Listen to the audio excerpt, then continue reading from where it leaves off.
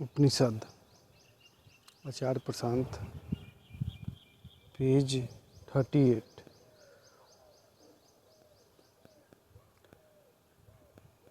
आचार्य प्रशांत उपनिषद। बंधन क्या है, मुक्ति क्या है।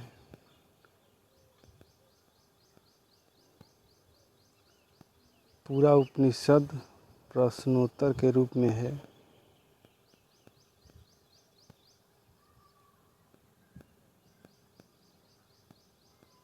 एक प्रश्नोत्तरी ही है।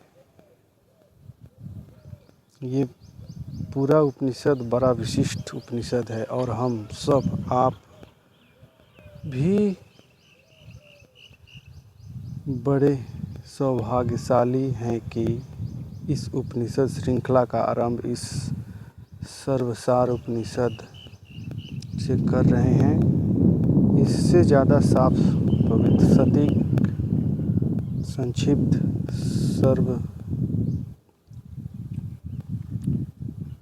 सर्वसारीय ग्रंथ मिलना बड़ा मुश्किल होगा। और बिल्कुल सही नाम है इसका, सर्वसार उपनिषद। सब विद्या का सार इस उपनिषद में मौजूद है। कुछ और आप ना पढ़ें, बस सर्वसार उपनिषद पढ़ लें। और पढ़ने से अर्थ यह नहीं है कि अपने अक्षरों पर दृष्टिपात कर लिया।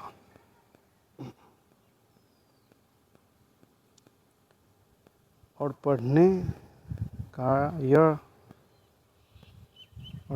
का अर्थ यह नहीं है कि आपने अक्षरों का दृष्टिपात कर लिया।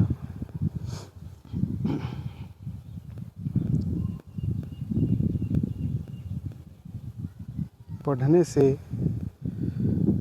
मतलब है कि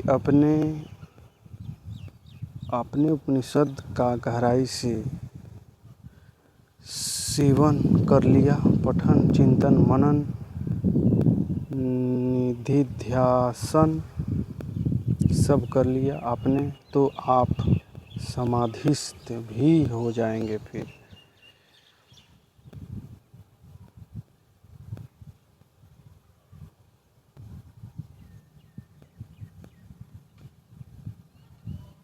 तो शुरुआत ही बिल्कुल सीधे होती है। कोई दाएं बाएं की व्यर्थ की बात नहीं है। कोई दाएं बाएं की व्यर्थ की बात नहीं। प्रश्न पूछा जाता है, बंधन क्या है, मुक्ति क्या है।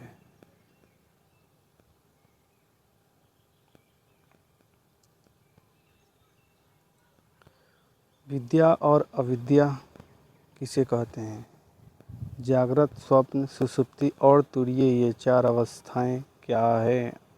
अन्नमय, प्राणमय, मनोमय, विज्ञानमय और आनंदमय कोशों का परिचय क्या है। कर्ता, जीव, पंचवर्ग, क्षेत्रज्ञ, साक्षी, कूटस्थ और अंतर्यामी क्या है।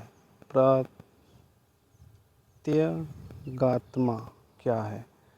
प्रत्यगात्मा क्या है, परमात्मा क्या है और ये माया क्या है। सर्वसार उपनिषद श्लोक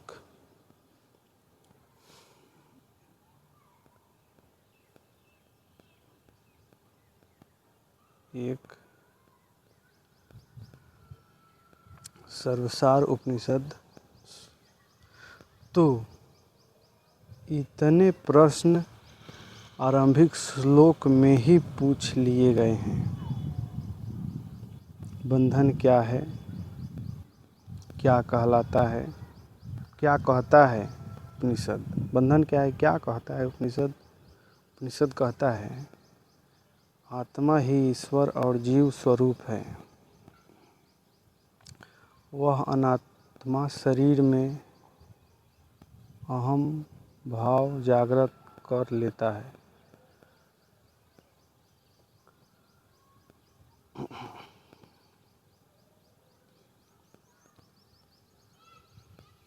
यही बंधन है।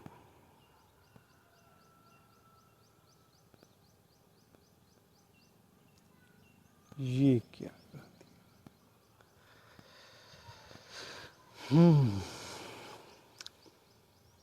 आत्मा एकमात्र और अनादि अनंत सत्य है। आत्मा ही ईश्वर है और जीव स्वरूप है। वही अनात्मा शरीर में अहम भाव जागृत कर लेता है। शरीर हूँ ऐसा मानने लगता है। यही तो बंधन है।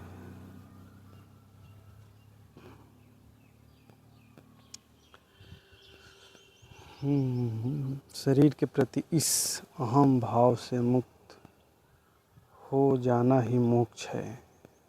मतलब यहाँ समझने की बात हो रही है, कुछ डरने की बात नहीं हो रही है कि अरे यार ये तो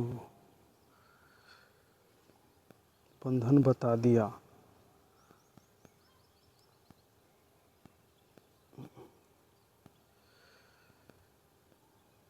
कि शरीर हूँ ऐसा मानने लगता है, यही बंधन है। शरीर हूँ तो मूल रूप से इसमें बात चेतना की ही करा जा रहा है। समझने का प्रयास किया जा रहा है।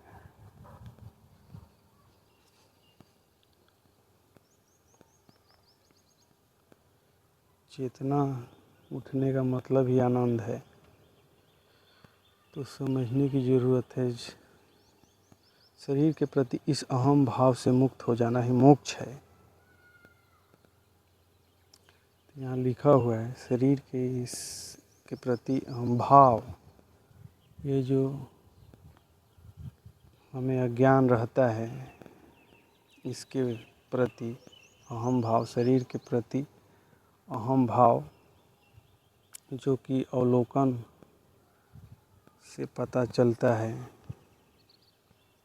शरीर के प्रति अहम भाव से मुक्त हो जाना ही मोक्ष है।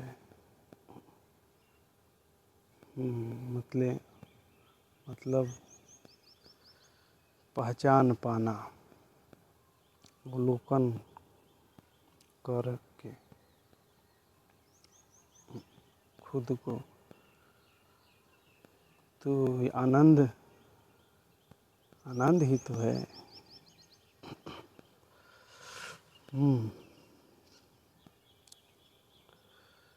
आगे देखते हैं।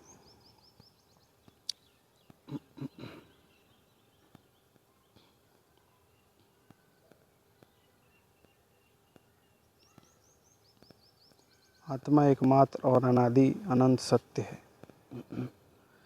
अहम की लेकिन रुचि आत्मा में नहीं होती। अहम की रुचि आत्मा के विविध रूपों में होती है। सब रूप आत्मा के कहलाते हैं।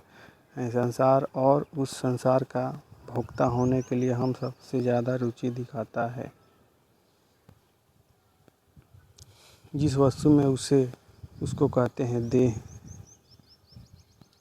तो अहम प्रेम भले ही आत्मा से करता है, पर वो बड़ा गहरा और गुपचुप प्रेम है। रुचि तो वह देह में ही रखता है। इन दोनों बातों को समझ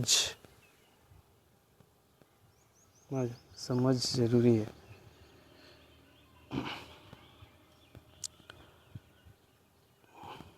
रुचि और प्रेम बहुत अलग अलग चीज़ें हैं।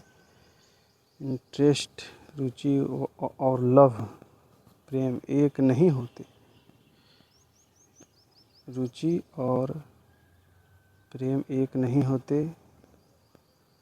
अहम का प्रेम है आत्मा, लेकिन अहम की रुचि है अनात्मा में।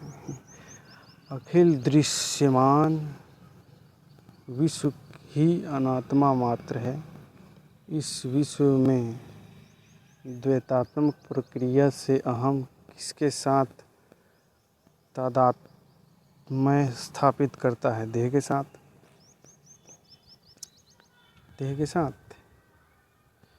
हमको चाहिए तो यह पूरा विश्व ही इस विश्व में वो द्वैतात्मक खेल खेलता है। कहता है कि विश्व के साथ जो रिश्ता तो मैं रखूँगा जी, पर इस विश्व में वो द्वैतात्मक खेल खेलता है। हमको चाहिए तो यह पूरा विश्व ही, पर इस विश्व में वो द्वैतात्मक खेल खेलता है, कहता है।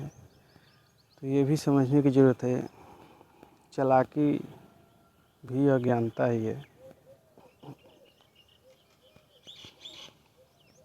समझने के लिए ही तो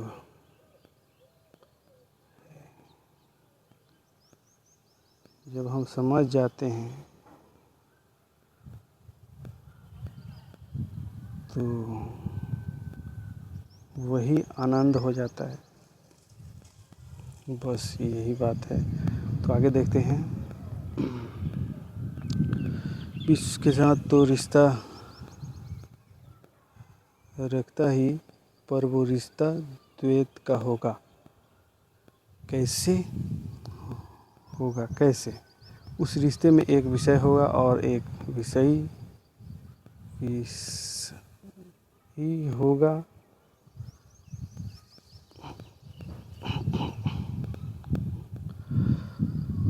हम खुद क्या बन जाता है? विषय अहम देह धारण कर लेता है और संसार से वो रिश्ता रखता है। संसार को विषय बना करके तो रिश्ता उसने दोनों से रख लिया। किन से? देह से भी और संसार से भी। पर इस रिश्ते में दोनों के नाम अलग अलग हैं। संसार का नाम है विषय और देह का नाम है विषय।